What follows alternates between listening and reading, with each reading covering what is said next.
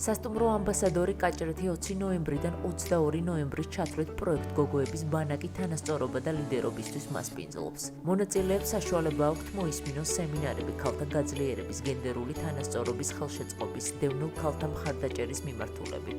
ასევე აქტიურად ჩაერთონ სამუშაო პროცესში, გამართონ დისკუსიები და განიხილონ თავიანთი მოსაზრებები. პროექტში მონაწილეობას იღებს აფხაზეთიდან იძულებით გადაადგილებული 30 ახალგაზრდა, რომლებიც სამოტივაციო წერილის საფუძველზე შეირჩნენ. პროექტი საკმაოდ საინტერესოდ წარიმართა დასაწყისიდანვე.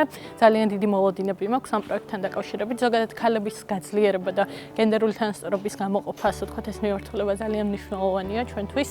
ვინაიდან ზუსტად ოკუპირებულ ტერიტორიებზე მცხოვრები ქალების გაძლიერებით შევძლებთ, რომ წვლილი შევიტანოთ აი მნიშვნელოვანი ნაბიჯების გადადგმაში, რომელიც საბოლოოდ დაგვეხმარება ჩვენი დიდი მიზნის მიღწევაში და შესაბამისად ქალების პოლიტიკური, სოციალური, ეკონომიკური როლის გაზრდა ამ სხვადასხვა სფეროში, განსაკუთრებით პოლიტიკაში ძალიან მნიშვნელოვანია ჩვენთვის და დარწმუნებული ვარ, რომ პროექტი საკმაოდ წარმატებულად ჩაივლის და დიდ მოტივაციას მისცემს მონაწილეებს შემიჩართვლით, იმისთვის რომ გავაგრძელოთ აქტიურად მოღვაწეობა ამ მიმართულებით. ამჟამად ცხოვრობს ზუგდიდის მუნიციპალიტეტის სოფელ რიყეში.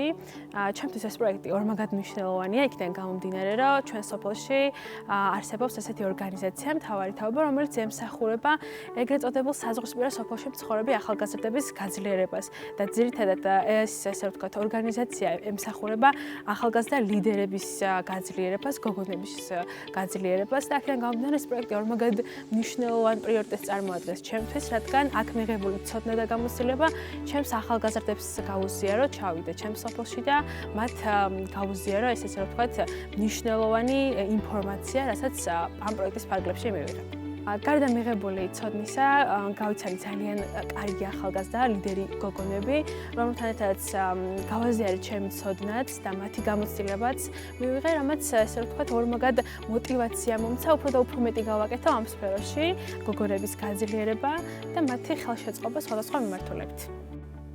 პროექტი აფხაზეთიდან იძულებით გადაადგილებულ პირთა, დევნილთა მომსახურების სააგენტოსა და გენდერული თანასწორობის მუდმივ მოქმედ საპარლამენტო საბჭოს ერთობლივი ორგანიზებით განხორციელდა. ღონისძიების მონაწილეებს აფხაზეთის ავტონომიური რესპუბლიკის იძულებით გადაადგილებულ პირთა მინისტრი დავით ფაცაცია, გენდერული თანასწორობის მუდმივ მოქმედი საპარლამენტო საბჭოს წევრი გრეტა წიწავა, საქართველოს პარლამენტის წევრი ქეთევან ჩარკვიანი, აფხაზეთიდან იძულებით გადაადგილებულ პირთა, დევნილთა მომსახურების სააგენტოს დირექტორი სალომე დოლიძე და მწერალთა, ხელოვანთა და საზოგადო მოღვაწეთა საერთაშორისო აკადემიის გულანის თავმჯდომარე, პოეტი და მწერალი ნაირა მარშანია შეხვდნენ.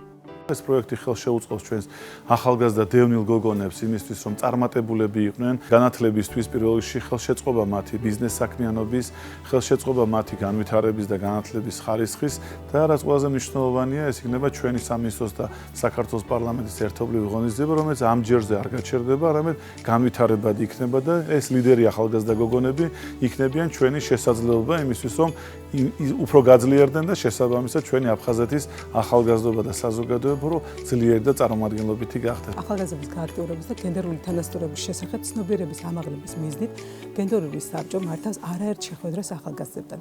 დღევანდელი შეხვედრა ემსახურებოდა არა მარტო ინფორმაციული თვალსაზრისით, თუ რას აკეთებს საქართველოს პარლამენტი, არამედ მათი მხრიდანაც მოვისმინეთ, თუ რა წახულები არსებობს, რას მიესალმებიან და რა სამომავლო გეგმებზე უნდა იმუშაოს საბჭომ.